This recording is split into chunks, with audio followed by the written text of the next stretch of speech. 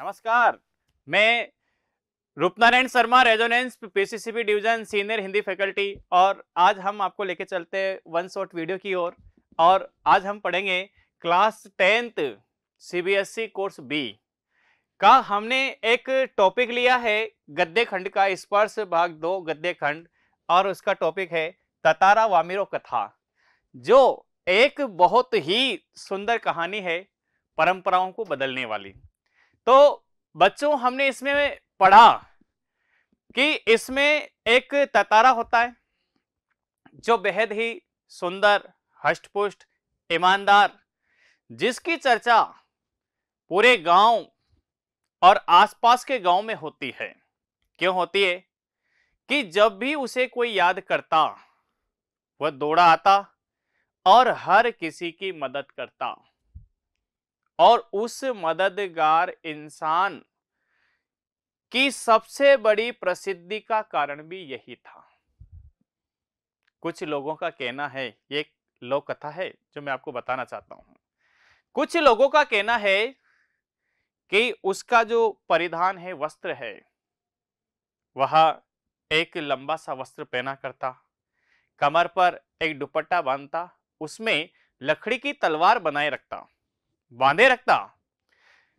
लोगों का मानना है कि इस लकड़ी की तलवार में कोई अद्भुत दैवीय शक्ति थी, लेकिन जिसका प्रयोग वह किसी के भी सामने नहीं करता था। यहां तक आपको बात समझ में आई? आगे चलें। एक दिन होता क्या है कि वह समुद्र के किनारे पर टहलने के लिए जाता है। बच्चों, ततारा पासा गांव का था। समुद्र के किनारे पर टहलने के लिए जाता है और वहां पर संध्या ढलती हुई सांझ को देखता है। अचानक उसके कानों में एक स्वर, एक मधुर स्वर सुनाई देता है। वह आंखें मूंद करके उसी स्वर की ओर जाने लगता है। जहां से स्वर आ रहा है, वहां उस समुद्र के किनारे पर एक मीठा मधुर स्वर, वहां पर आंखें मूंद करके वह खड़ा हो जाता है और सुनता रहता है। अचानक एक लहर उठती है जो वहां पर गीत गा रही सुंदर युवती को भिगोती है, और वह चेतन अवस्था में आती है। चेतन अवस्था के बाद जब वह देखती है कि मेरे पीछे कोई ना कोई मेरे को देख रहा है, वह चौंक पड़ती है कि इस एकांत स्थान पर ये कौन, और वह भी एक सुंदर हष्ट-पुष्ट युवक सामने खड़ा हुआ था। उसने कहा कि तुम कौन? और वह आंखें मूंद करके कहने लगा कि और गाओ। अरे गाओ ना, आपकी इतनी मधुर आवाज है, आपने गीत बंद क्यों कर दिया? इतने में वह क्रोधित होती है और कहने लगती है कि गाओ ना, गाओ ना, गाओ ना, गाओ ना। अरे क्या गाऊं, क्यों गाऊं? क्या तुम मेरे गांव के हो इसलिए गाऊं? और बच्चों, उनके गांव की जो वो लड़की है, उसके गांव का नाम है लपाती गांव। उसके गांव की परंपरा है कि उस गांव की लड़की उसी गांव के लड़के से विवाह कर सकती है, दूसरे गांव के व्यक्ति से नहीं। और दूसरे गांव के व्यक्ति को तो देखना भी उनकी परंपरा के बिल्कुल विपरीत था। तो क्या करते कि मैं क्यों गाऊं? अरे तुम कौन हो? क्या तुम मेरे गांव के हो? तुम रिश्ते में क्या लगते हो? और वो बार बार कहने लगा कि गाओ ना, गाओ ना, गाओ ना, आपने मधुर गीत ऐसे क्यों रोक दिया? तो बच्चों, उसका बार बार चिल्ला करके कहने लगी कि नहीं, तुम्हें पता नहीं कि हमारे गांव की परंपराएं क्या बनी हुई है। हमारे गांव की परंपराएं सदियों से बनी हुई है कि उस गांव की लड़की उसी गांव के लड़के से विवाह कर सकती है, अन्य दूसरे गांव के लड़के से नहीं।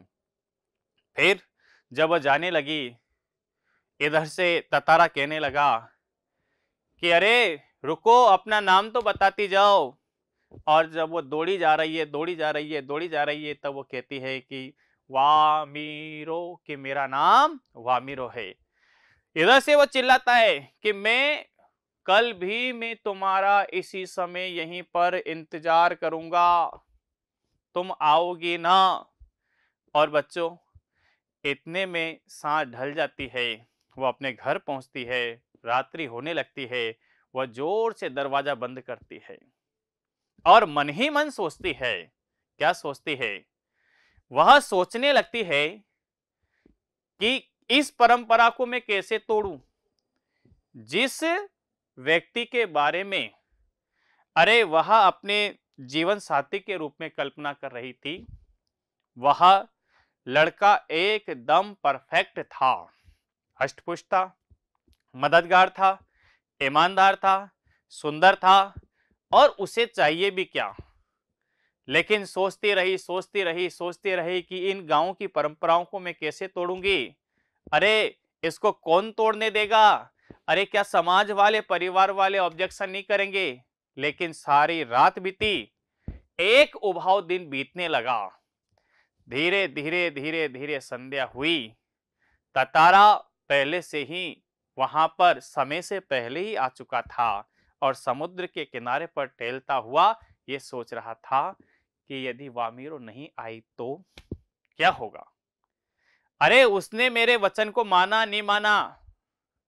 इतने में सांझ ढलने लगी और नारियल के झुरमुट के बीच से उसको एक आती हुई लड़की दिखाई दी। और वह कौन थी? वह वामीरो थी। दोनों आपस में मिलते हैं, एक दूसरे को देखते हैं और दोनों के मुंह से शब्द नहीं निकलते। और जैसे ही रात होने लगती है, दोनों अपने अपने घरों को चले जाते हैं। बच्चों, वामीरो की चाल चलन को गांव के कुछ व्यक्तियों ने भांप लिया, अंदाजा लगा लिया कि आजकल इसके चाल चलन अच्छे नहीं लगते। अरे दाल में कुछ काला है। कुछ युवक क्या करते हैं? कुछ युवक उसकी निगरानी रखते हैं, तो देखते हैं कि शाम को ये किसी से मिलने के लिए जाती है। अब आया उनके गांव का एक पशु पर्व, एक उत्सव जिसमें मनाया जाना था। वहां पर कभी मनुष्य को जानवर से लड़ाया जाता, सारा समूह इकट्ठा होता और सारे वर्ग वहीं पर लड़कियों के लिए लड़कों का चुनाव करते और लड़के वाले लड़कियों का चुनाव उसे मेले में किया करते। एक व्यक्ति ने देखा कि वामीरो कहाँ है और उसे उस मेले में कहीं पर भी वामीरो नजर नहीं आई। उसने जाकर के ये बात उसकी मां को बताई, वामीरो की मां को। गांव के कुछ युवक वामीरो की मां के साथ उसी समुद्र के किनारे पर चले जाते हैं जहां पर वह दोनों मिला करते हैं। गए साहब, वहां पर जाकर के उन दोनों को जब देखा तो उनकी मां आग बबूला हो जाती है। और आग बबूला हो जाती है तो इतना क्रोध और उसे पता नहीं जाने क्या क्या सुनाने लगती है, बहुत बुरा गंदा बोलती है। अब ततारा एक स्वाभिमानी, ईमानदार, उससे वो क्रोध को भरने लगता है, भरने लगता है, भरने लगता है। और जब अपने अंदर समा नहीं पाता तो उसका हाथ उस लकड़ी की तलवार पर खिंचा के जाता है। वो पूरी ताकत के साथ उस लकड़ी की तलवार को क्या करता है? धरती में भोंप देता है। पूरी ताकत के साथ उसको खींचने लगता है। जब वह धीरे धीरे धीरे धीरे खींचने लगता है तो कुछ समय बाद देखते हैं कि वहां की जो धरती है वह दो भागों में बंटने लगती है। दो भागों में बटी, एक तरफ ततारा था, दूसरी तरफ वामीरो और उसके गांव के लोग, उसकी मां थी। वामीरो जोर जोर से चिल्ला रही थी, ततारा, ततारा, ततारा। और इधर भी ततारा भी वामीरो, वामीरो, वामीरो कहती हुई वह तरार बहुत बड़ी खाई होने लगी। ततारा ने कूदकर दूसरी तरफ जाना चाहा, लेकिन वह आ नहीं पाया और वह उसके अंदर समा जाता है। बच्चों, फिर जब समा जाता है, ततारा के बाद वामीरो भी पागल हो जाती है। लोगों का मानना था कि वामीरो घंटों वहां पर बैठा करती, पागल हो गई और लोगों को धीरे धीरे धीरे धीरे धीरे दिखना बंद हो गई। और इसी कारण बच्चों अंडमान निकोबार द्वीप समूह जो लिटिल अंडमान से 150 किलोमीटर की दूरी पर है, दोनों पहले जुड़े हुए थे, लेकिन ततारा की तलवार से जब दो टुकड़े किए गए तो दोनों अंडमान अलग हो गया, निकोबार अलग हो गया।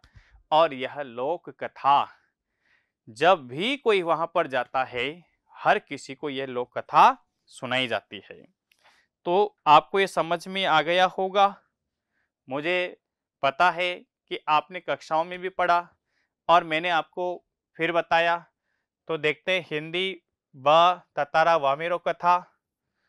इसमें देखते हैं पाठ प्रवेश कि जो सभ्यता जितनी अधिक पुरानी होगी उतनी ही अधिक किस्से कहानियों उससे जुड़ी हुई होती है, जो हमें सुनने को मिलती है। जो किसी कहानियां हमें सुनने को मिलती है, जरूरी नहीं कि वो उसी तरफ घटित हुई हो जिस तरह वह हमें सुनाई जा रही हो। इतना जरूर होता है कि इन किस्सों और कहानियों में कोई ना कोई सीख छुपी हुई होती है। बच्चों, क्या सीख छुपी हुई थी? क्योंकि जो उनके गांव की परंपरा थी, कौन सी, कि एक गांव का लड़का उसी गांव की लड़की से विवाह कर सकता है, दूसरे गांव से नहीं। उस परंपरा को हमेशा हमेशा के लिए तोड़ा गया। आज भी वहां की लड़की किसी भी गांव के व्यक्ति से विवाह कर सकती है, अन्य गांव के व्यक्ति से, और लड़के भी अन्य गांव की लड़कियों से विवाह कर सकते हैं। अंडमान निकोबार द्वीप समूह में भी बहुत तरह की किस्से कहानियां मशहूर है। इनमें से एक कहानी आपके सामने है। देखो आप, प्रस्तुत पाठ ततारा वामिरो कथा अंडमान निकोबार द्वीप समूह के एक छोटे से द्वीप पर केंद्रित है। उस द्वीप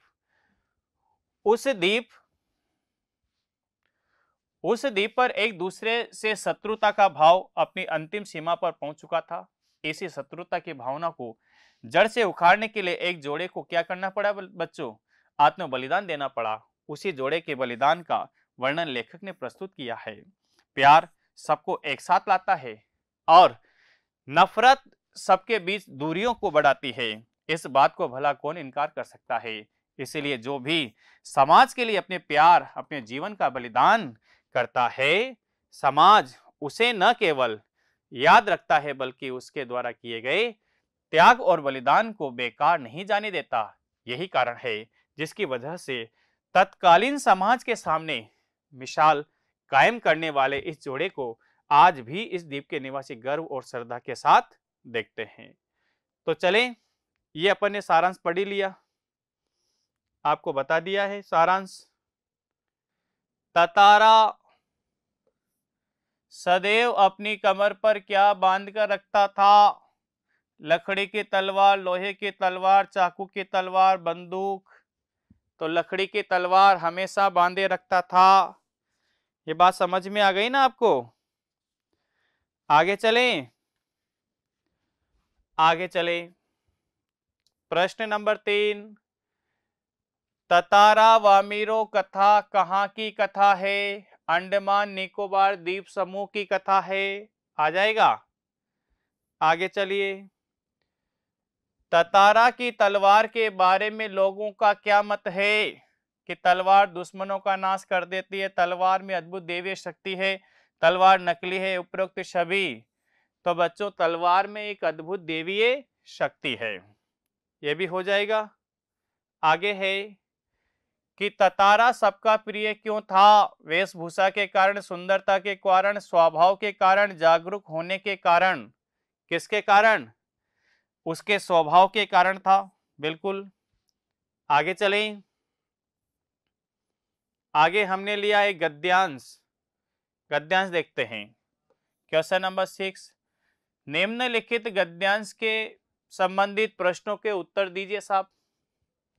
ततारा एक नेक और मददगार व्यक्ति था, सदैव दूसरों की सहायता के लिए तत्पर रहता था। अपने गांव वालों को ही नहीं अपितु समूचे द्वीप वासियों की सेवा करना अपना परम कर्तव्य समझता था। उसके इस त्याग की वजह से वह चर्चित था, सभी उसका आदर करते थे। वक्त मुसीबत में उसे स्मरण करते और वह भागा भागा वहां पहुंच जाता। दूसरे गांव में भी पर्व त्योहार के समय उसे विशेष रूप से आमंत्रित किया जाता था। आगे चलें। व्यक्तित्व को आकर्षण था ही, व्यक्तित्व तो उसका आकर्षण था ही, साथ ही आत्मीय स्वभाव के वजह से भी लोग उसके करीब रहना चाहते। पारंपरिक पोशाक के साथ वह अपनी कमर पर सदैव एक लकड़ी की तलवार बांधे रहता। लोगों का मत था कि बावजूद लकड़ी के होने पर उस तलवार में अद्भुत दैवीय शक्ति थी। ततारा अपनी तलवार को कभी अलग न होने देता, उसका दूसरों के सामने उपयोग भी न करता, किंतु उसके चर्चित साहसिक कारनामों के कारण लोग बाग तलवार में एक अद्भुत दैवीय शक्ति मानते थे। बच्चों, क्वेश्चन नंबर 1 देखो आप। ततारा सब जगह क्यों चर्चित था? उसके स्वभाव के कारण, क्योंकि वह हमेशा दूसरों की मदद किया करता था। लोग उसके करीब रहना क्यों चाहते थे? इसलिए रहना चाहते थे क्योंकि वह एक मददगार इंसान था। जब भी कोई उसके पास आस लगाए आता, वह अपनी शक्ति और क्षमता के अनुसार उसकी सहायता किया करता। आगे चलें। ततारा की तलवार के बारे में लोगों का क्या विचार था? ततारा की तलवार के बारे में लोगों का विचार था कि उसमें कोई ना कोई दैवीय शक्ति थी जिसका प्रयोग वो किसी के भी सामने नहीं करता था। अगला, ततारा के व्यक्तित्व की विशेषता को अपने शब्दों में लिख सकते। मददगार इंसान था, उसकी वेशभूषा बिल्कुल पारंपरिक वेशभूषा थी, वह हमेशा लकड़ी की तलवार कमर पर बांधे रखता था, जिसका प्रयोग वो किसी के भी सामने नहीं करता था। बिल्कुल आ जाएगा। अगला, दूसरे गांव में किसे और क्यों विशेष रूप से आमंत्रित किया जाता था? क्योंकि उसका सम्मान था, उसके सभी लोग उसके नजदीक रहना चाहते थे, क्योंकि आए दिन जब भी उसको कोई पुकारता, जब भी व्यक्ति कोई मुसीबत में आता और उससे सहायता की कोई भी पुकार करता, तो वह हरदम लोगों की सहायता के लिए तैयार रहता था। अगला, उसकी पोशाक कैसी थी? पारंपरिक पोशाक थी, और वह क्या बांधता था कमर पर? क्या बांधता था? एक दुपट्टा, और दुपट्टे पे एक लकड़ी की तलवार हमेशा बांधे रखता। आगे चले बच्चों। दूसरा देखिए गद्यांश। निम्नलिखित गद्यांश से संबंधित प्रश्नों के उत्तर दीजिए। वामीरो घर पहुंचकर भीतर ही भीतर कुछ बेचैनी महसूस करने लगी। उसके भीतर ततारा से मुक्त होने की एक झूठी चटपटाहट थी। एक झल्लाहट से उसने दरवाजा बंद किया और मन को किसी और दिशा में ले जाने का प्रयास किया। बार बार ततारा का यातना भरा चेहरा उसकी आंखों में तैर जाता। उसने ततारा के बारे में कई कहानियां सुन रखी थी। उसकी कल्पना में वह एक अद्भुत साहसी युवक था, किंतु वह ततारा उसके सम्मुख एक अलग रूप में आई, सुंदर, बलिष्ठ, किंतु बेहद शांत और सभ्य और भोला। उसका व्यक्तित्व कदाचित वैसा ही था जैसा वह अपने जीवन साथी के बारे में सोच रही थी, किंतु एक दूसरे गांव के युवक के साथ यह संबंध परंपरा के विरुद्ध था। अतः उसने भूल जाना ही श्रेष्ठ समझा, किंतु यह असंभव जान पड़ा। ततारा बार बार उसकी आंखों के सामने था। बच्चों, निर्निमेष बिना पलक झपकाए याचक, एक जैसे तो कोई भीख मांग रहा हो, याचना कर रहा हो, की तरह प्रतीक्षा में डूबा हुआ था। क्वेश्चन देखो आप। घर पहुंचकर वामीरो की बेचैनी क्यों महसूस हुई? क्यों महसूस हुई बेचैनी? क्योंकि उसे लग रहा था कि जो मैं ततारा से प्रेम कर रही हूं, वह हमारे गांव की परंपरा के विरुद्ध है। ऐसा गांव वाले बिल्कुल भी नहीं होने देंगे, इसलिए उसने बेचैनी महसूस की। दूसरा है, वामीरो कैसा जीवन साथी चाहती थी? ततारा की तरह हष्टपुष्ट, मददगार, एक सुंदर जीवन साथी चाहती थी। अगला है, वामीरो ने ततारा को भूल जाना ही श्रेष्ठ कर क्यों समझा? इसलिए समझा क्योंकि वामीरो तो थी लपाती गांव की, ततारा था पासा गांव का, और उन दोनों के बीच में परंपरा के अनुसार विवाह नहीं हो सकता, इसलिए उसने उसको भूल जाना ही श्रेष्ठ कर समझा। आगे चले बच्चों। वामीरो मन को किसी और दिशा में ले जाने का प्रयास करती। इस पंक्ति का अर्थ क्या है?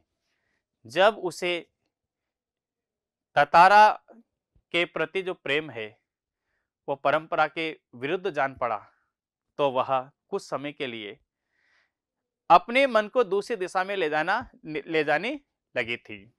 आगे चले। वामिरों के सामने ततारा की क्या छवि थी? अरे बिल्कुल सभ्य, सुंदर, सुशील, ऐसी छवि थी कि जिससे वो अपना जीवन साथी के रूप में चुन सके। बच्चों आगे चले, अपन आगे चले। आगे देखिए क्वेश्चन नंबर 8। मना करने के बाद भी ततारा वामिरों से मिलने क्यों गई? इसलिए गई क्योंकि वह उससे बेहद प्रेम करती थी।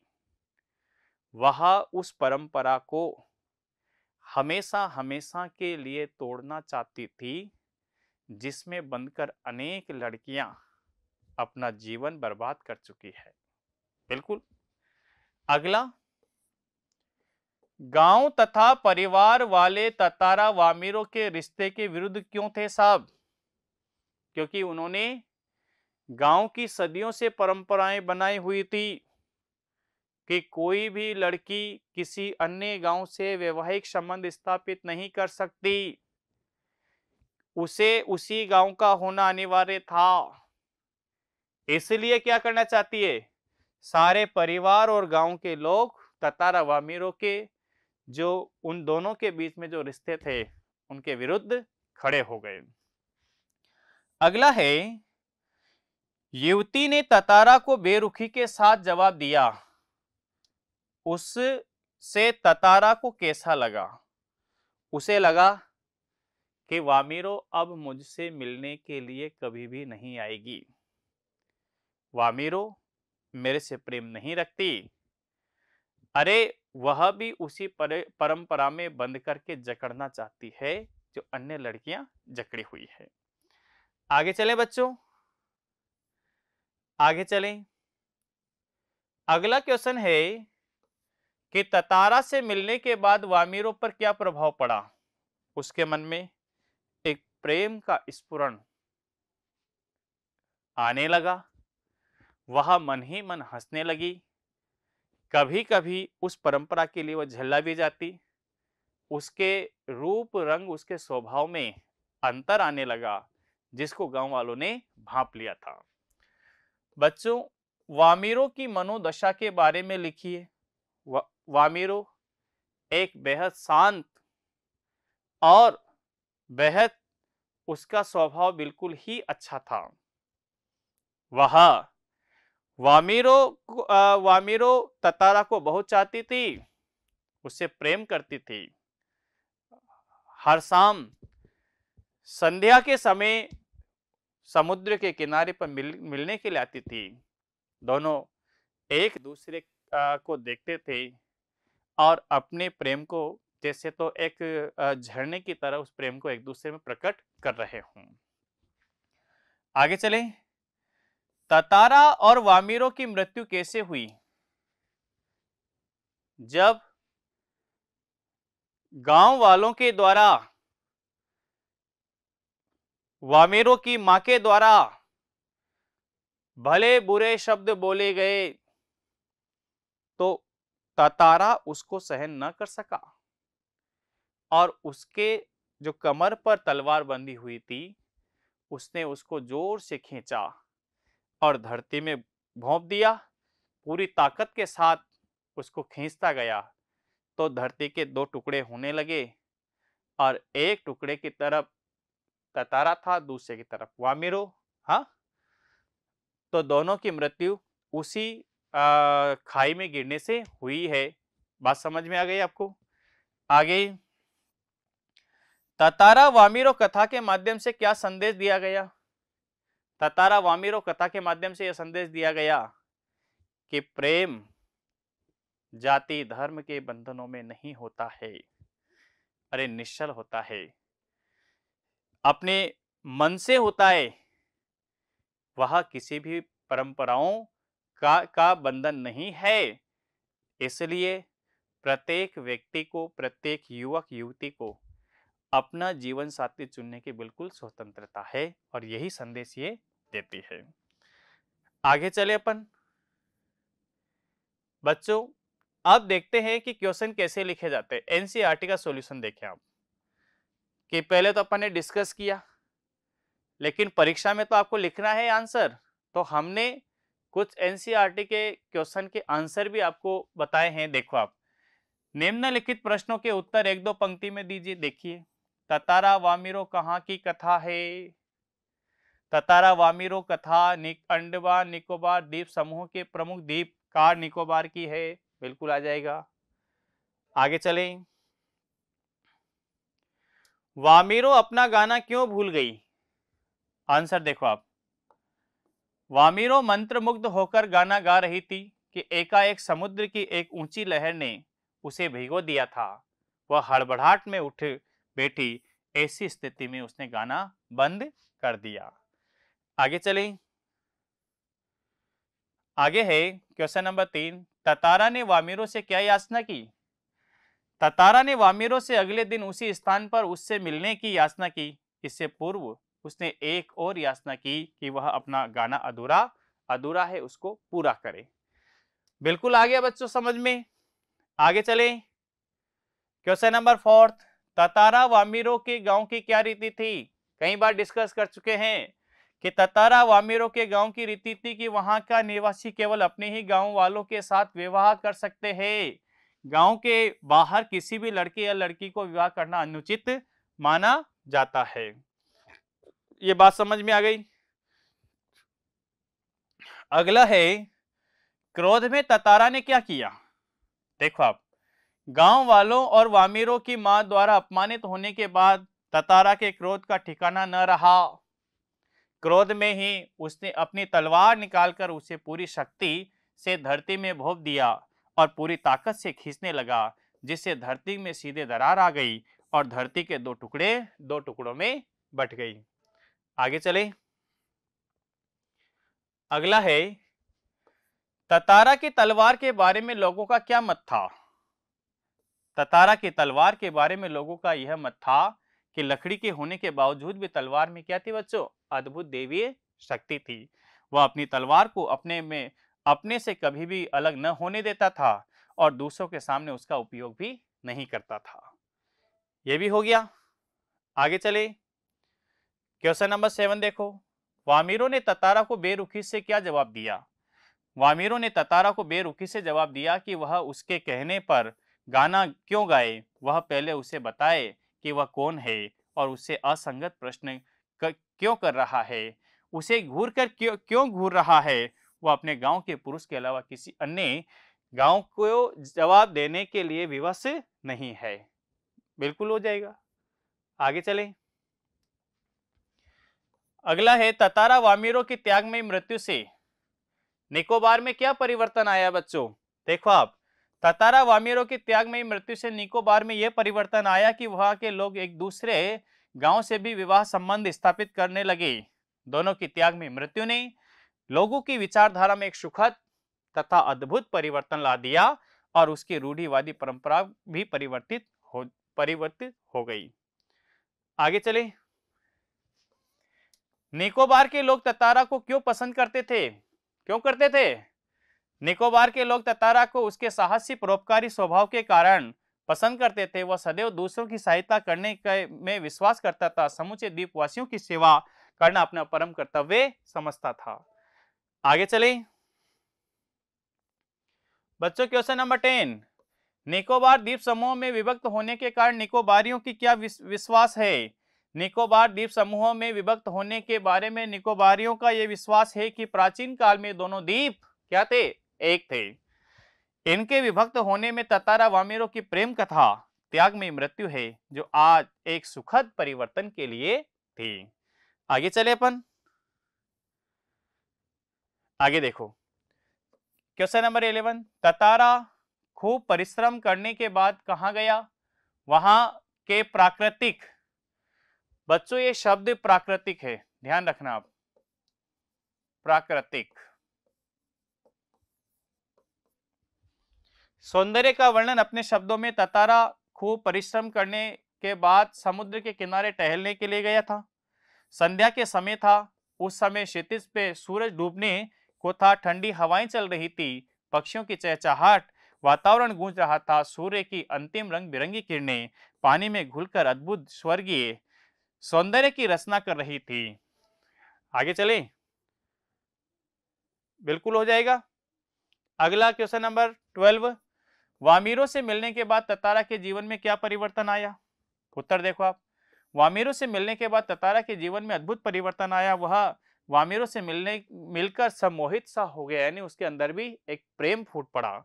उसके शांत जीवन में हलचल मच गई। वह स्वभाव को रोमांच अनुभव कर रहा था। वह वामीरों की प्रतीक्षा में दिन बिताने लगा। प्रतीक्षा का एक एक पल उसे पहाड़ की तरह भारी प्रतीत होता। वह हमेशा अनिर्णय स्थिति में रहता था कि वामीरो उससे मिलने के लिए आएगी या नहीं। उसके मन में एक आशंका थी और वह हमेशा बनी रही। अगला देखो आप, क्वेश्चन नंबर 13 पे चलो। आपको समझ में आ रहा है ना? बिल्कुल। कि प्राचीन काल में मनोरंजन और शक्ति प्रदर्शन के लिए किस प्रकार का आयोजन किए जाते थे? बच्चों बहुत सारे आयोजन, पशु पर्व करना। हाँ, देखो आप, प्राचीन काल में मनोरंजन और शक्ति प्रदर्शन के लिए अनेक प्रकार के आयोजन किए जाते थे। क्या क्या? पशु पर्व, कुश्ती, दंगल, मेलों का आयोजन किया जाता था। पशु पर्व में हष्ट पुष्ट पशुओं का प्रदर्शन होता था। युवकों की शक्ति परीक्षा के लिए उन्हें पशुओं से भिड़ाया जाता था और इनमें सभी लोग हिस्सा लेते थे। पासा गांव में प्रतिवर्ष एक ऐसा मेला होता था जिसमें सभी गांव के लोग इकट्ठे होते थे और उसमें नृत्य, संगीत और भोजन का प्रबंध भी होता था। आगे चलते हैं बच्चों। 14, वेरी इंपॉर्टेंट प्रश्न है ये।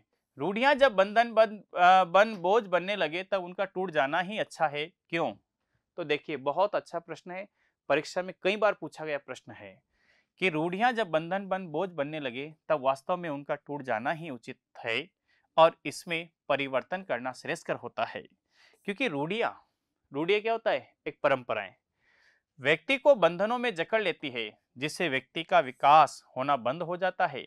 इनके टूट जाने से व्यक्ति के दिलो दिमाग पर छाया बोझ हट जाता है। व्यक्ति की उन्नति तथा स्वतंत्रता हेतु इन रूढ़ियों को तोड़ देना चाहिए, नहीं तो हमारी उन्नति में बाधक बनकर ये खड़ी रहेगी।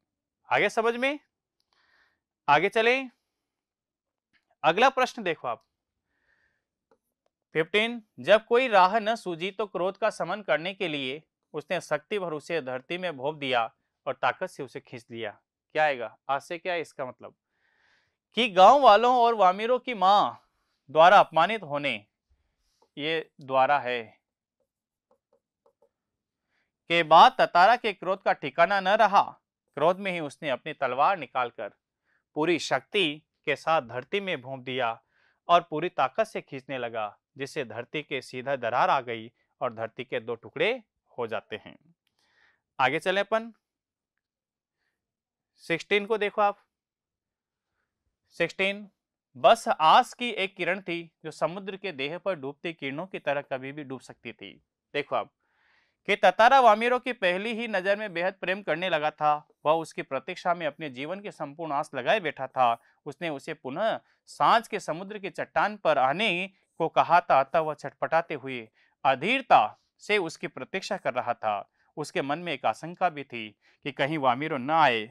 इसी आशंका से मन कांप उठता था, परंतु एक ही आशा किरण भी थी। क्या किरण थी? देखो, उसे लगता था कि आशा यह कि वामिरो न तो आने पर समुद्र के डूबते सूर्य की किरणों के समान कहीं डूब न जाए, और ततारा इस उधेड़ बुन में बैठा हुआ था कि आशा निराशा के बीच झूलते हुए अपने प्रेम को सफल होने की कामना वह कर रहा था कि हे भगवान, हमारे प्रेम को सक्सेस करना, सफल करना। तो बच्चों, बहुत बहुत धन्यवाद।